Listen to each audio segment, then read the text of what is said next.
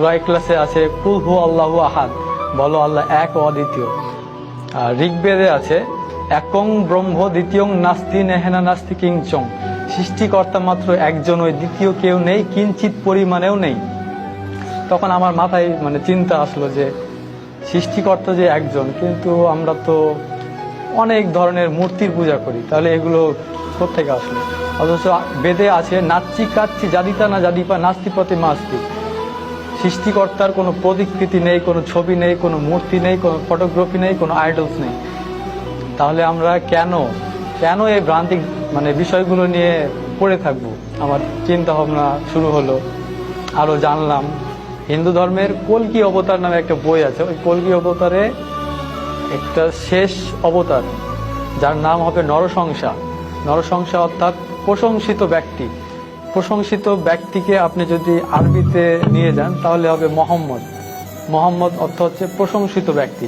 ওই থেকে আর কি মনের মধ্যে একটা খটকা, যে আরেকটা মন্ত্র আমি পেলাম কল্কি অবতারে, লা ইলাহা হরিতি পাপং ইল্লো ইলাহা পরম পাদম জন্ম বৈকুণ্ঠ অপরিণীতি জপিনাম মোহাম্মদম। এখানে আল্লাহর কথা আছে, রাসূল সাল্লাল্লাহু আলাইহি সাল্লামের কথা আছে। তখন আর কি আমি পুরোপুরি শিওর হয়ে গেলাম। তারপর আরো মন্ত্র আছে, হতারমিন্দ্র মহাসুরেন্দ্র অল্লং জ্যেষ্ঠং শ্রেষ্ঠং পরমং ব্রহ্মং অল্ল রাসূল মোহাম্মদং অল্ল লাল্লিকতং। এই ধরনের এই মন্ত্রগুলোতে আর কি কল্কি অবতারে মোহাম্মদের, আমাদের যে নবী, শেষ নবী মোহাম্মদ সাল্লাল্লাহু আলাইহি সাল্লামের কথা আছে। এগুলো ধীরে ধীরে আমি বুঝতে পারলাম শুধু যে ইসলাম ধর্ম সত্য এই কথাটা যাচাই করিনি, যে খ্রিস্টান ধর্ম কেন সত্য নয়, বৌদ্ধ ধর্ম কেন সত্য নয়। সবগুলো ধর্ম যাচাই করতাম। বিভিন্ন পাদ্রীরা প্রশ্ন করতো ডক্টর জাকির নায়েককে, বিভিন্ন ধর্মের যাজকরা আসে প্রশ্ন করত, যে ডক্টর জাকির নায়েক যেসব উত্তর দিতেন কুরআন হাদিস থেকে, আশ্চর্যজনক। ইসলাম ধর্ম যে সত্য এটা যে তিনি বুঝিয়েছেন, এই কথাটা এইটা আমার মাথায় গেঁথে গিয়েছিল। এরপরে আমি ইউটিউবে একটা চ্যানেল পেলাম হেদায়েতের পথে।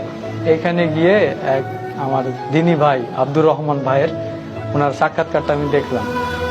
আল্লাহর কসম, আল্লাহর কসম, এই ভিডিওটা দেখার পরে আমার এই মুহূর্তে ইসলাম ধর্ম গ্রহণ করতে হবে এরকম একটা চিন্তা ভাবনা। ওনার নাম্বারটা নিলাম, নাম্বারটা নিয়ে ফোনে সেভ করে রাখলাম। তো তার পরের দিন আমি মাঠের মধ্যে গিয়ে ভাইকে ফোন দিলাম। বাড়িতে থাকলে হয়তো কেউ জানবে বা আমার কথা শুনে হয়তো কেউ আমাকে বিভ্রান্ত করার চেষ্টা করবে। তো আমি ফোন দিলাম ভাইকে, ভাইয়ের সঙ্গে যোগাযোগ হলো। তো ভাই আমাকে একটা প্রশ্ন করেছিল যে তুমি যে ইসলামে আসবা, তুমি কি ইসলামের প্রতি ঠিক থাকতে পারবা? তো আমি ওনাকে বলেছিলাম যে আপনার এই ঈমানদীপ্ত সাক্ষাৎকার দেখলাম, এরপর আপনি যদি এত দূর পর্যন্ত আসতে পারেন তো আমি কেন পারবো না? আমিও তো একজন মানুষ।